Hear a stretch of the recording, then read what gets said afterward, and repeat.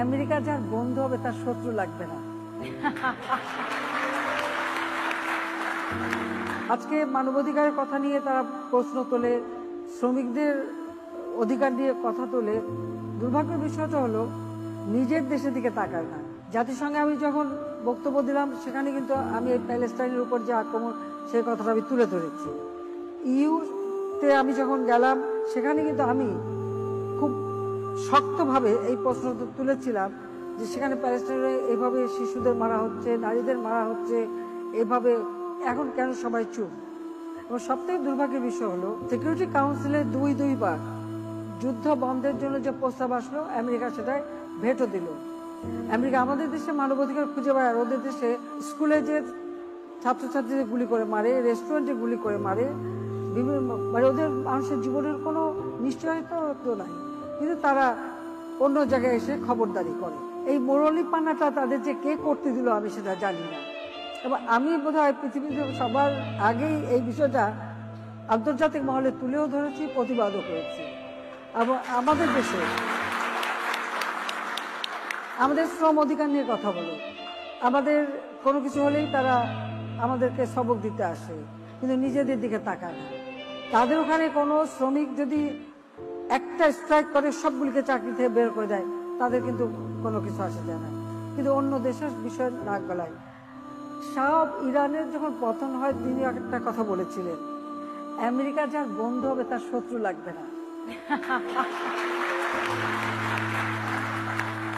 শত শত হাজার হাজার যুবক এই ইউক্রেনে তারা জীবন দিয়েছে, রিফিউজি হয়েছে কত মানুষ, ঘর ছাড়া বাড়ি ছাড়া, শিশুরা লেখাপড়া নাই, কিছু নেই, খাবার পাচ্ছে না, এই অবস্থা।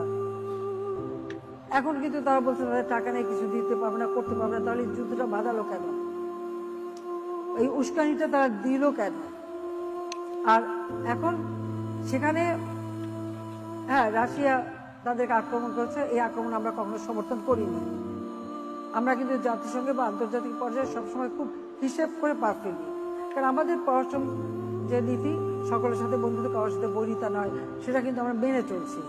কিন্তু ইউক্রেনে তাদের এক স্ট্যান্ড, আর প্যালেস্টাইনের ব্যাপারে এই যে শিশুদের হাসপাতালে বোম মারা, নারী এবং সাধারণ মানুষকে এভাবে বোম ফেলে ফেলে হত্যা করা, আর সেটা তারা থামাবে না, উল্টো আরো ইসরায়েলকে তারা টাকা দিচ্ছে অস্ত্র কেনার জন্য, অস্ত্র বিক্রি করছে, তাদেরকে এভাবে কথা বলছে। আসলে এদের মানবাধিকারের ডেফিনিশনটা কি সেটাই এখন আমরা বুঝলাম না, পৃথিবী বোধহয় বুঝতে পারেনি। এটা হলো বাস্তবতা। তবে আমি ধন্যবাদ জানাই সাধারণ জনগণ, সে সারা বিশ্বে কিন্তু এখন সকলেই এ ব্যাপারে যথেষ্ট সচেতন, সজাগ, এবং তারা কিন্তু এই কথাটা বলে। এমনকি আমি ওআইসির যে মিটিংয়ে গেলাম বা সৌদি আরবে যে মেয়েদের অধিকার নিয়ে খুব চমৎকার একটা অনুষ্ঠান হলো, যে ইসলামে নারীর অবস্থান, নারীর অধিকার, ওখানেও আমি কিন্তু প্রত্যেকটা জায়গায় আমি প্যালেস্টাইনের পক্ষে কথা বলে এসেছি। এবং আমাদের আমি প্রথমে কিছু শুকনো খাবার, ওষুধপত্র, বাচ্চা এবং নারীদের জন্য কিছু রিলিফ আমি পাঠিয়েছিলাম, তখন ওখানে ঢুকাই যেত না, এখন অবশ্য অনেকে দিচ্ছে। কাজে এটা আমার মনে হয় এই প্রশ্নটা আমারও, যে ওরা আমাদের এখানে এসে বড় লম্বা কথা বলবে আর নিজের দেশের মানুষ যে মেরে ফেলে আর প্যালেস্টাইনে এইভাবে আক্রমণ করে মারবে, এটা কখনো সহ্য করা যায় না।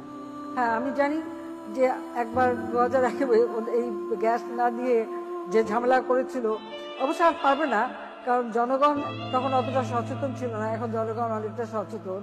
তারপরেও আমি যেমন তেমনভাবে ক্ষমতায় যাওয়া বা কারোর সঙ্গে আমার দেশের স্বার্থ বেঁচে বা মানবতার সঙ্গে কম্প্রোমাইজ করে ক্ষমতায় যেতে হবে, ওই চিন্তা আমি কখনো করি। ওরা তো লেগে আছে আমার বিরুদ্ধে সারাক্ষণ, তাতে কিছু আসা যায় না। জনগণের শক্তি হলো বড় শক্তি। সামনে ইলেকশন, বেশি দিন বাকি নেই। এরা সারাক্ষণই মানে একটা না একটা কথা বলে।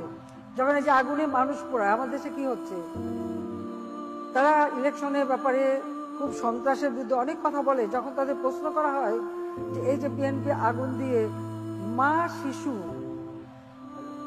ট্রেনে আগুন দিয়ে পুড়িয়ে ফেললো, এ ব্যাপারে তাদের মুখ বন্ধ, কোনো কথা বলে না। কাজে এদের ডাবল স্ট্যান্ডার্ড, একসময় এদের নিজেদেরই খেসারত দিতে হবে, এটা হলো বাস্তব।